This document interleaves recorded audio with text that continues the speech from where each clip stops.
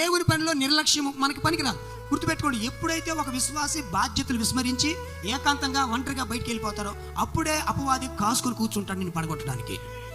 కాబట్టి ఎల్లవేళలా స్తుతించు, నీ సమయాన్ని నువ్వు వృధా చేయొద్దు. మనం ఇప్పుడు చాలా భయంకరమైన కాలంలో బ్రతుకుతున్నాము. అతి శీఘ్రముగా వధువు మీదకి ఒత్తిడి వచ్చినా ఆశ్చర్యపోవాల్సిన పని లేదు. ఎంత ప్రమాద పంచులో బ్రతుకుతున్నాం. కాబట్టి వధువు సమయాన్ని వృధా చేయకూడదు, ధనాన్ని వృధా చేయకూడదు. ఏమండి, దేవుడు మీకు ఇచ్చిన తలాంతులు వృధా చేయకూడదు. కొన్ని కరపత్రాలు పంచండి, కొంతమంది కోసం ప్రార్థన చేయండి, కొంతమందిని బలపరచండి.